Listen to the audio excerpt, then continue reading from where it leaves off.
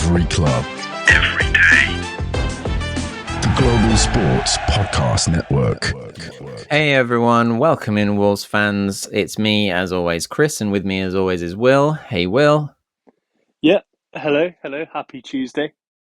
Yes, indeed. Happy Tuesday to you.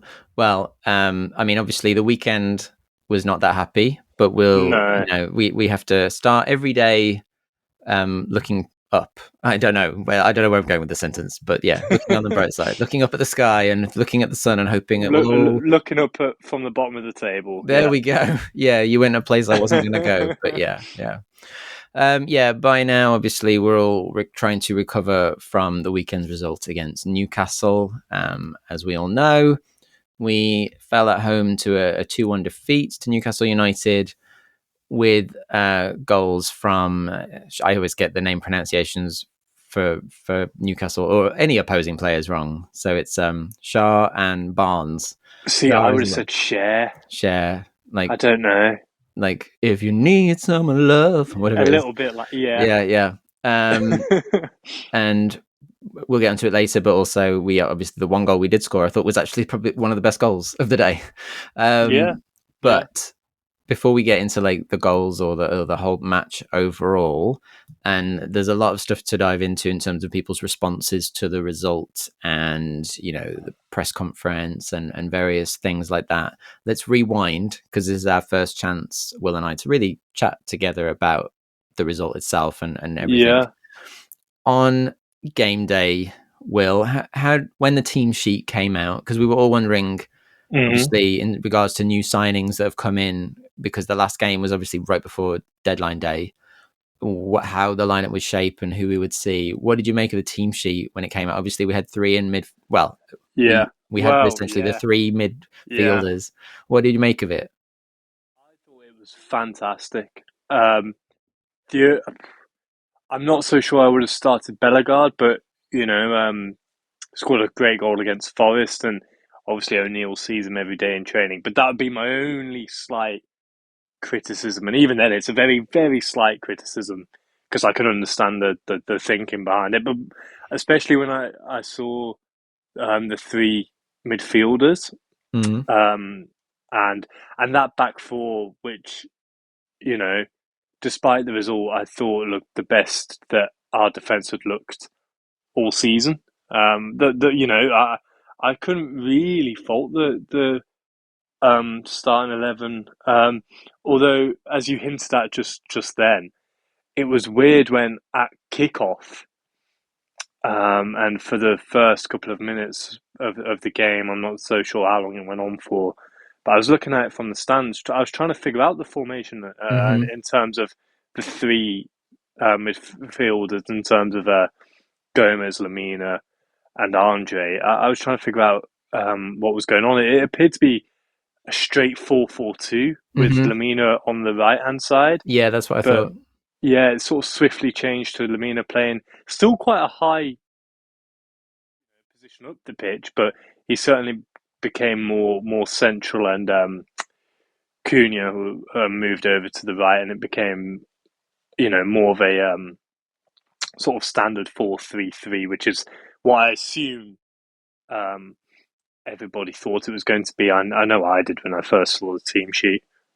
Because I was a little bit surprised in some ways to see Gomez, Lamina, and Andre all together. I don't know why. I just felt like I know they are different people and they do have slightly different styles, but they're also all very much, the heavy tackling, controlling midfielders, and it almost feels like maybe, I don't want to say they're too samey. Is that weird? But maybe lacking a bit of creativity in.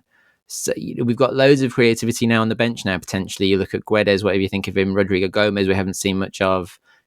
Doyle, arguably different kind of player, very different kind of player to those ones.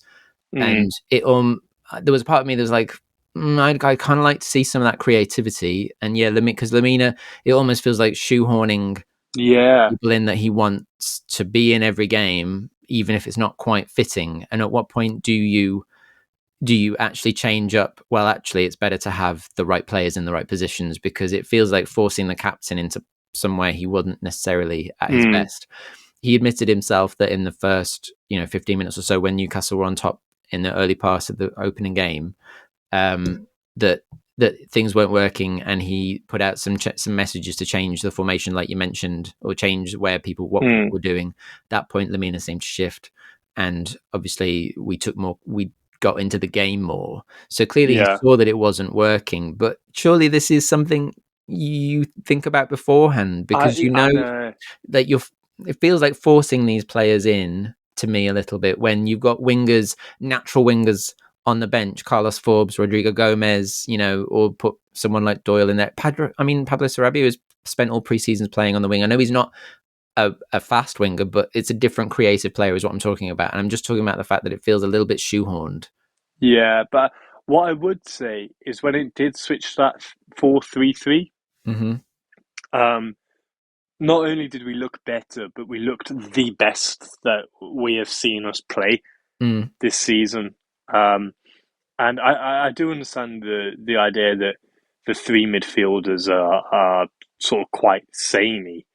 But I think I've mentioned to you before, Chris, I quite like the idea of having such a robust midfield of hardworking, defensively sound, strong players, mainly because of how weak we've looked defensively at times, and how good we've looked going forwards.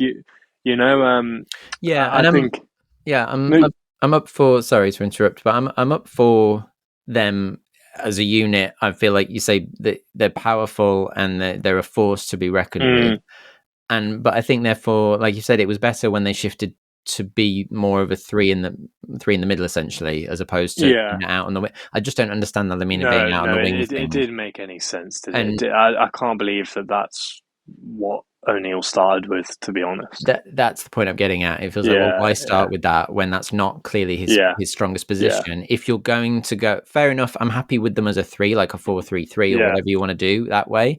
But if you're going to go 4-4-2 or 4-4-1-1, whatever formation it is, then put a winger on the wing. Don't put Lamina out on the right or whatever it's going to be. It just feels a little bit odd. Yeah. You mentioned just previously. You mentioned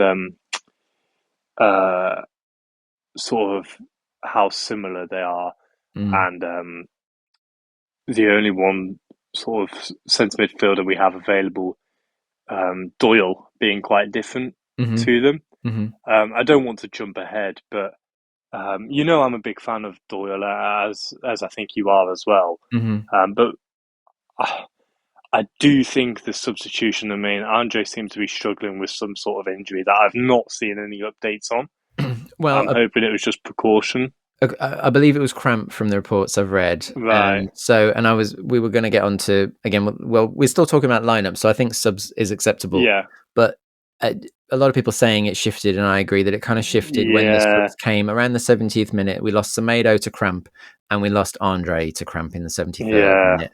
And he mentioned that obviously Andre has not been with the squad long and has done a lot of travel in that time, back and forth to Brazil and with the internationals and things, and not obviously had much time to kind of bed in. So that's one of his reasons for the struggle. And then Semedo, obviously, having been suspended for the first part of the season, isn't as up to match speed as everyone else, hence the cramp setting in. But when arguably one of our best defenders in Semedo, last season's Players Player of the Year, goes off, and then Andre goes off, who had an exceptional game, I thought, pretty much, especially for his first almost full home debut.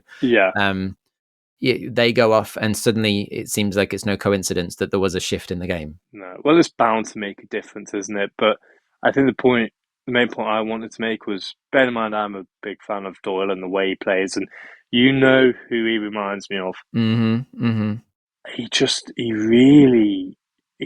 don't know. I was just really disappointed with his performance, and I think, I'd like to think he is as well in a way. Maybe that was just because of how blessed we were to watch Andre for the time that he was on the pitch, because, as you said, he was immaculate. He was immaculate. I mean, it fits well with one of the stats that's been going around about him. Andre completed all 40 of his passes against Newcastle. and that's the most on record without misplacing one by a player making their first Premier League start ever. It's just it's pretty amazing. Yeah. It's pretty amazing. So I mean, I'm looking forward to seeing more of him, and I think we definitely clearly will prevail. I mean, Cramp prevailing hopefully doesn't prevail over him, but and I think all I was getting at was that whether or not Doyle was the answer, it just felt maybe if we're going to have so many of these like dominating midfielders, maybe there's time to put a little bit more creativity. I just feel the bench seems like there's a lot of variation there, and we're not.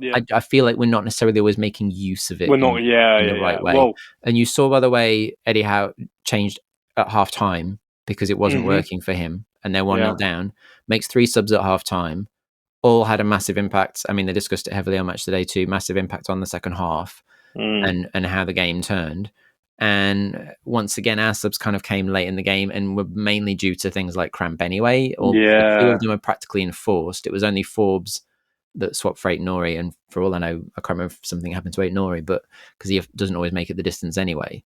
But so it just felt like one team shifted tactically and tried to make a dynamic shift with the squad we have nowadays, and we're not necessarily doing that. And the ones that came on, Doc, some people are slating him, but you could argue for the first couple of games of the season, he did really well. And who else are you going to bring on to cover Semedo at this point?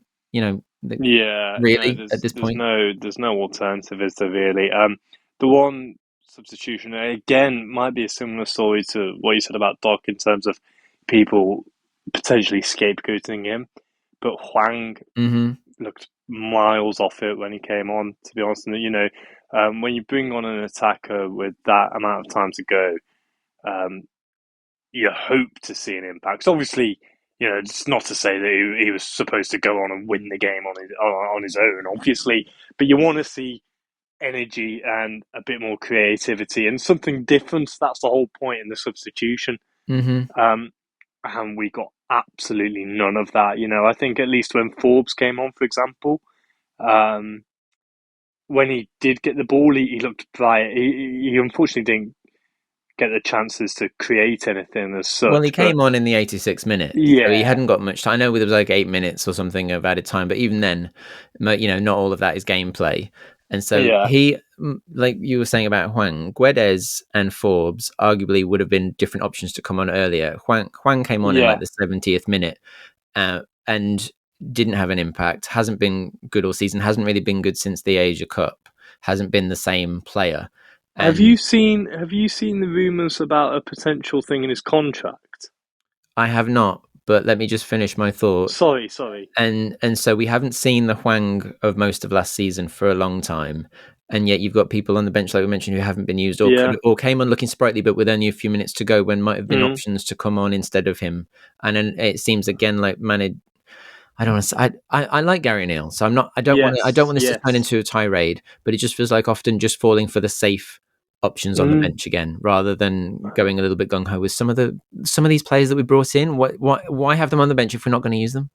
Yeah, I mean, it's getting to the point where we've got to start asking questions of O'Neill, unfortunately, and as much as we like him, they're valid points. The thing I was going to mention about Hwang, I don't know how true it is, and I don't mean to come across too harshly, but I've seen things about there being a sort of appearance clause in his contract, potentially for marketing purposes, if you catch my drift. Which, if so, I mean, that's the only explanation I can think of for him getting the nod ahead of the players you just mentioned just then. Because, it doesn't really add up. Then again, though, is this one of those things where it's just a rumor because people are, like you say, scapegoating him, and everyone knows that yes, he has a massive appeal in the Asian market. It's undoubted. I mean, that's a given. But is it therefore just people?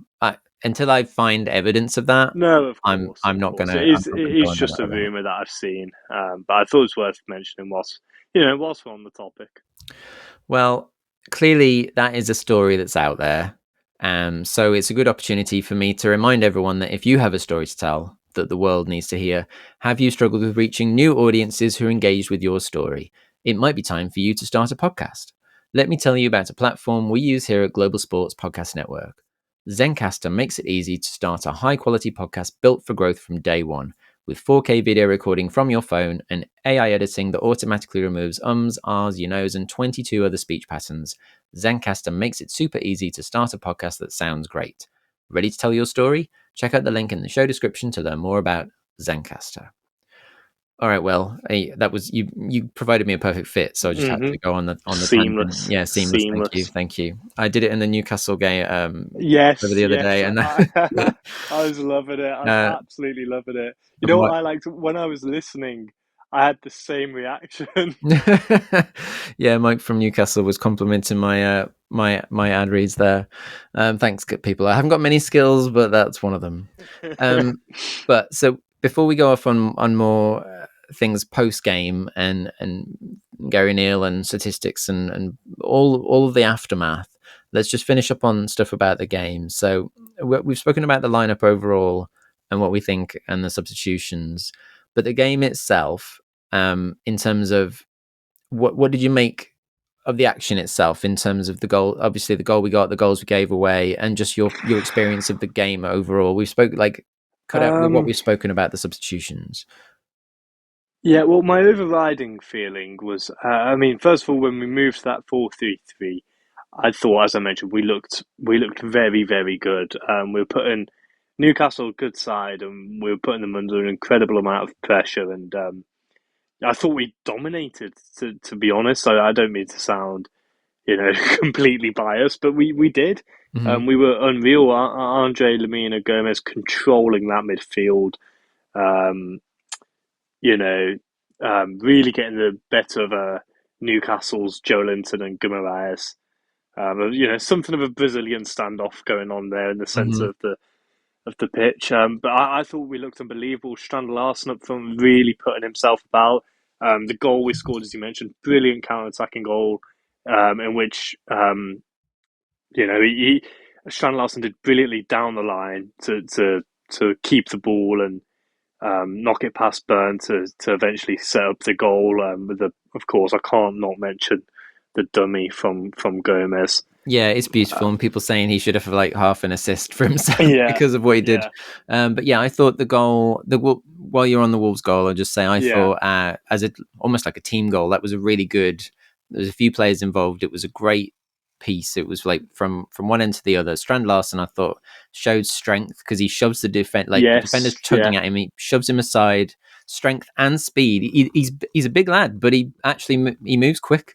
Because he's fairly nippy down that right hand wing as he yeah, shrugs off the yeah, defender, looks up. He's not just blind. He's looking up. He's getting the good pass in, and then the beautiful step over from Gomez and Lamina in a better position, being more central, making the run into the box and with a beautiful finish. And yeah. I just thought, yeah, that's great. And going in at halftime, 1-0 up, like you say, we started poorly, but we found our way, Mm. and we were feeling positive at that point, right? Yeah, and then the only thing was into the second half when Newcastle made those changes, and I do still think for a good period of the second half we still looked the better side. Mm-hmm. Um, but my overriding feeling whilst watching was we need a second. We Yeah, we need a second. yeah. And we had Um, chances. I mean, Strand Larsen hit yeah, the woodwork. A couple of great saves from Pope, who obviously had a pretty good game, I think, for them overall. yeah, Without him, we would have got a second. But it just feels like we can't close out games, right? That's the problem that we're leading to. yeah. I never felt as much as I felt good and we looked positive. I wouldn't go as far as to say I ever felt really 100% confident. No. You know, and I don't know why. I don't know why, but it's just that's just a feeling around the place right now. I think. Well, yeah, I Um, mean, we all know, before we even get into the Wolves issue on that, it's the Premier League. You're never 1-0, yeah, you're never yeah, safe at 1-0, I think, in this league against anyone. And as they say in American football, any given Sunday, anyone is capable of doing anything. And then on top of that, the fact that we have got into this habit of we haven't had a win in a while, and you start to yeah, struggle to close out games because then you get anxious, and going deeper, yeah, especially once the substitutions happen and just kind of falling back and bringing on the pressure, and then typically the first goal for Newcastle, ironically, yes, it's a great strike from distance, but it takes a wicked deflection. That was just unlucky. It was just unlucky. Yeah, I mean, Dawson is doing what he's meant to do. He's trying to block the shot. He's trying to, divert it. Takes a wicked deflection up over the keeper and loops in. I mean, because at one point from a certain angle, I was like, "That's just a great strike," and then I realised it had actually gone in off Dawson. No, I could see it quite clearly from where I was sat at the time, and it was just unlucky. As for the second goal, though,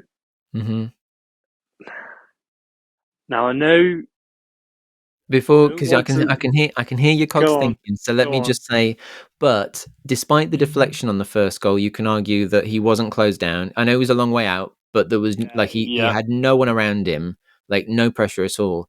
And so then when it's led to that yes, it's a deflected goal, but it's led to the deflected goal from range. And then, as Gary Neal says in the press conference, and everyone can see that they've let the winger, and you're going to remind me his name now because I've just forgotten his name, even though I had it in front of me.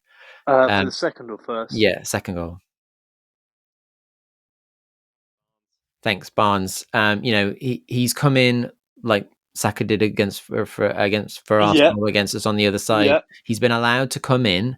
So not only has he been allowed to, drive infield, he's quicker than Doc, so he's leaving him behind, who is trying to track him, but he hasn't shown him out, and he's let him come inside. He can't keep up, and no one is pushing out to help. So, because yes, Dawson is kind of there, but he's standing back, and I think or someone is in the middle again, kind of watching, and so again, not learning from the first goal of not closing down. He was allowed that, when he's come inside, someone's got to close him down.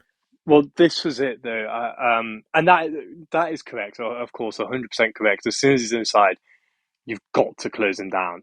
However, I know you're not going to like this, Chris. I don't want to be too harsh, but I was so disappointed watching Doherty for that, and I'll tell you why. If anyone has ever watched Harvey Barnes play a game of football on the left wing, he likes to cut in on the right foot. Yeah. Like most wingers do in this day and age. And the one thing you do, unless there's a midfielder there on your inside as a fullback, unless there's a midfielder there supporting you, you show them wide. You show them wide. And if there's a magic bit of skill to cut in past you, and you can be forgiven.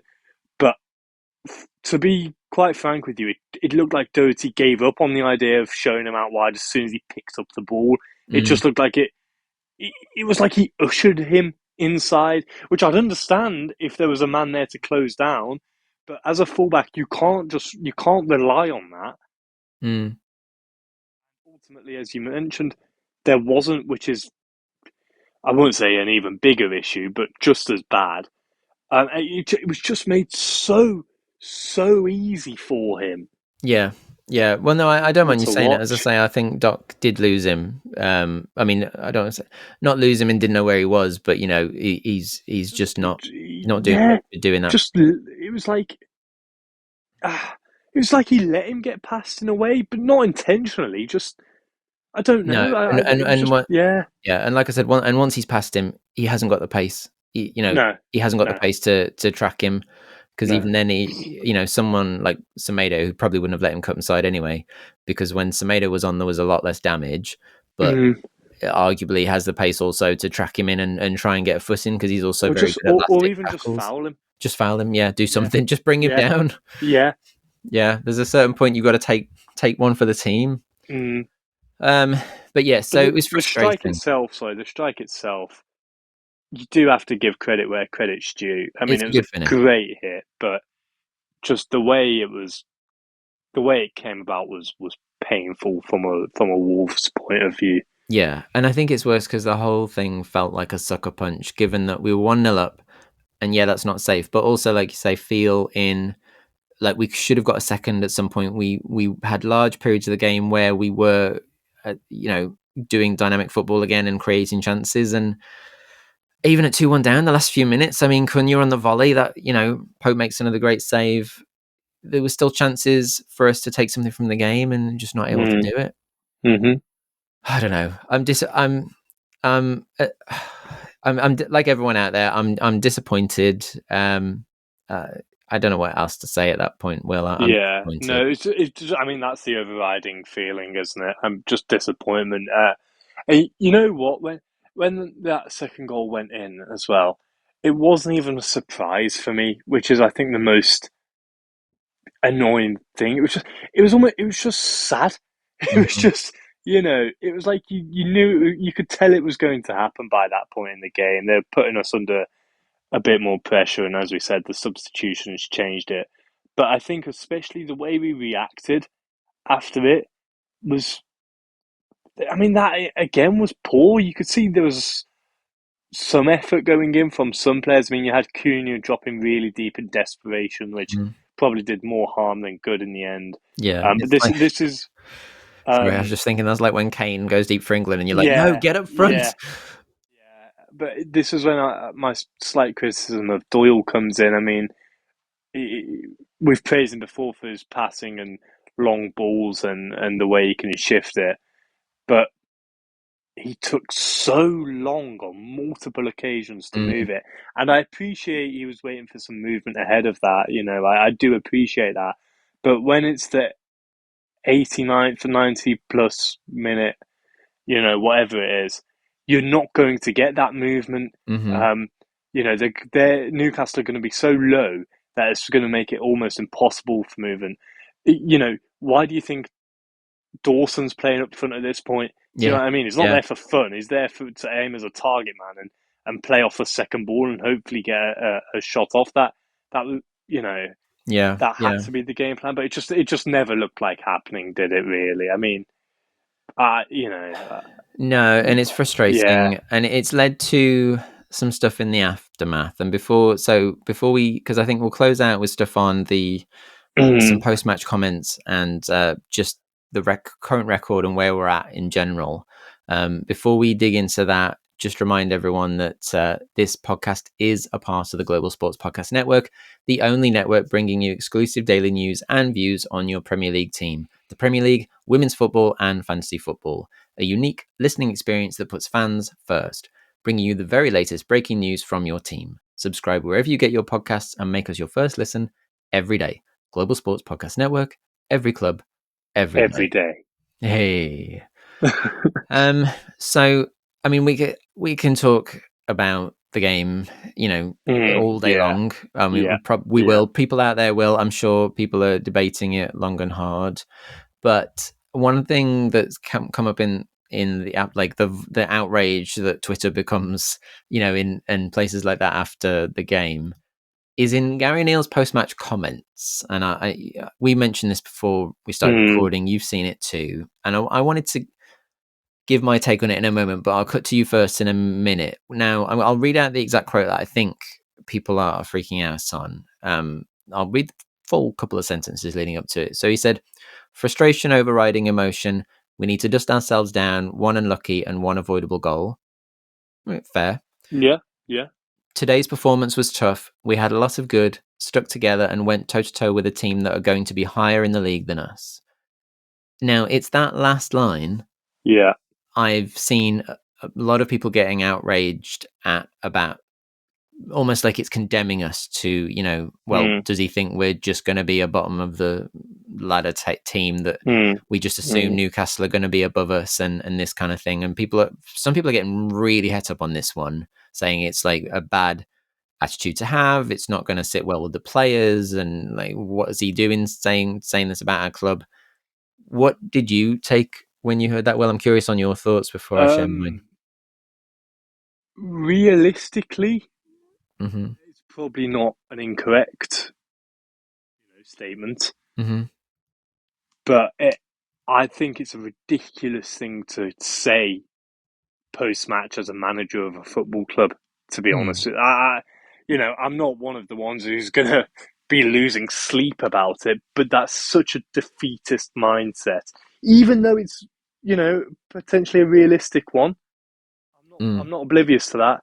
But there's a difference between thinking that and knowing that as a manager. Mm. and understanding your team and its capabilities, but to actually make that public and air that Mm. is so poor and so. I don't think it is something that can be simply overlooked, even if it's correct. I do fully understand why people would be unhappy with that because I don't get why you would say that. Do you know what I mean? Because it's Yeah, I get yeah, I get where you and people are coming from. I'm going to come at this from a slightly different yeah, angle.